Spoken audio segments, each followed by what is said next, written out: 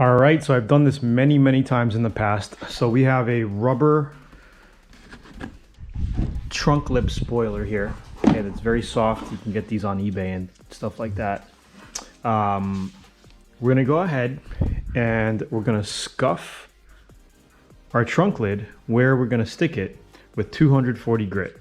Okay, you could go a little coarser, but I think 240s are pretty good where you want to be at as far as scuffing it, because we want to scuff it. We don't want to make it too coarse, okay, because we want this 3M two-way tape to stick really well. Okay, and if you make it too coarse, it's not going to stick that well.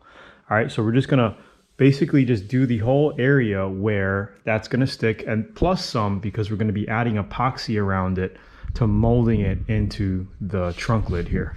And as you can see, my wife opened the trunk lid a couple times and it hit the top of the garage, and this is what happened. So she's gonna have to be extra careful. We'll make sure we'll set the stop so it stops before touching the top. And we already actually did that, but so see, something like that will just kind of feather out, because this is gonna be pretty much primed anyway. Here's another spot.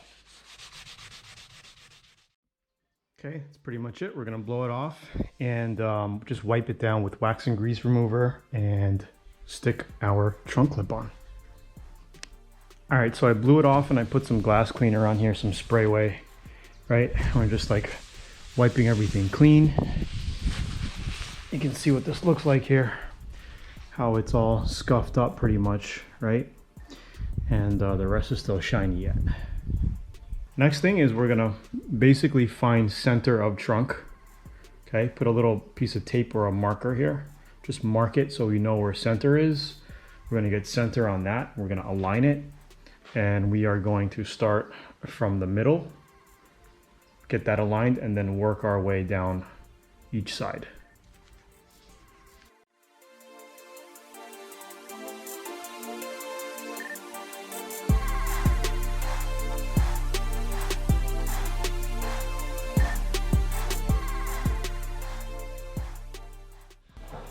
All right, here we go. It might take a couple takes, but what I did was I cut the two-way tape down the middle, and then I just peeled both sides because we want to kind of stick it, and then toward the end, after we get that, we'll just basically peel these as we go. You know what I mean? Because it's just, sometimes it's a pain in the butt. So like, I'm gonna go ahead and kind of like make sure they're out like that, but now we're gonna go ahead and just align the center where we want it. You know, how far toward the edge of the trunk we want it. You know, you could basically do whatever you want to do. So let's go ahead and align and kind of get this thing going. So check it out. Pretty easy to install if you know what you're doing. Again, it's easiest to set from the middle than go one side at a time. It came out really even across the back. You can see pretty much the same, right, all the way across. We ended here, kind of where this line is. Same thing here. And it looks good. I mean, we have some space to do a little bit of blending here. We'll bead up the back. We'll bead up the front. And this is kind of what it looks like. Pretty cool. It's gonna look good painted and one piece.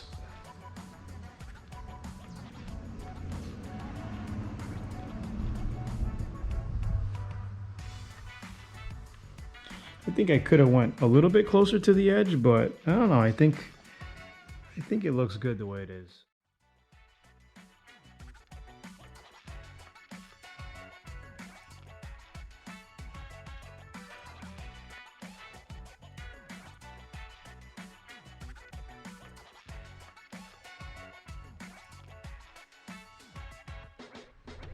So this is what it pretty much looks like after you lay it on. Gets nice and shiny. Look across the back here. I'm gonna let that set up, and we're basically just gonna sand it down. Gonna use like maybe a 120 grit just to shape it. You know, take all the high build up off there. So here's what I'm doing. We have 80 grit. Okay, first I tried, no, this is 120 actually. First I tried using, this is actually 80 right here, the 120 is over there. I tried using like 240, but then the epoxy is so hard, it's gonna be forever for me to shape this thing. So I've started using 80, and then I also got some 120. So this rubber here is a soft rubber, as you can see. I mean, it's not that soft, but it's flexible. And it came with like really sharp lines at the end of this thing. If we take a look here, okay, you can see how sharp this line is. Okay, and because of the body of the Tesla is so round, I'm basically going to be shaving off and shaping and making this rounder with some 80 grit here. Okay, it cuts it down really easily. So if you look at this edge, I started rounding this edge off a little bit. Okay, just lightly, just like this.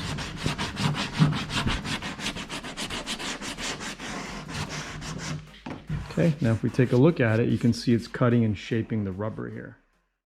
Okay, so here's what we're doing. Basically, the rough draft bodywork is done here on the rear spoiler.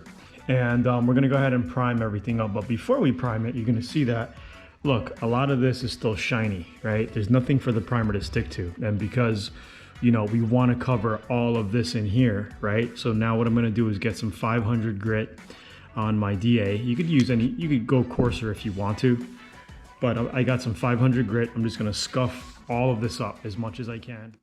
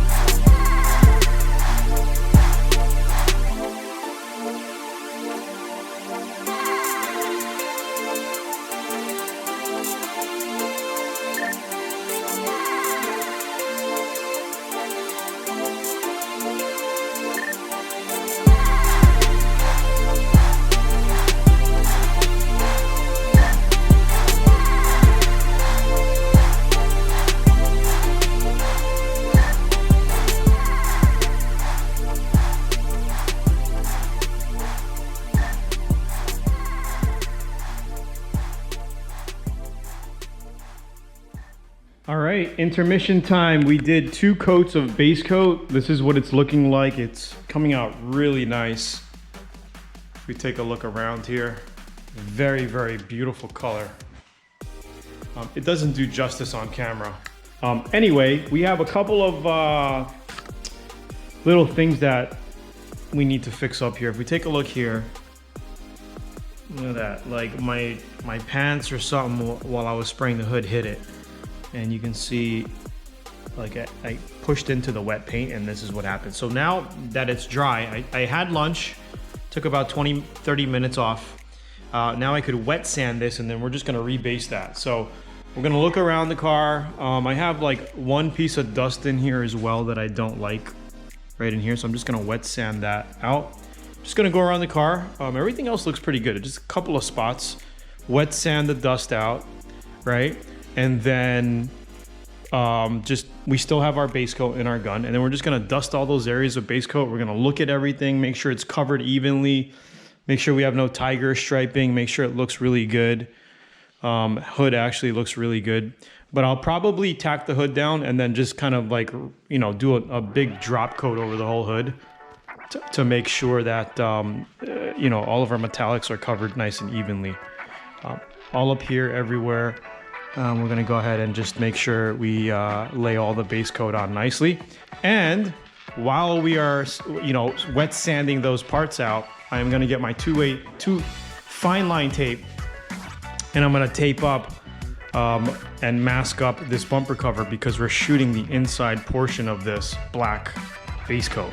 So that's gonna be working on right now.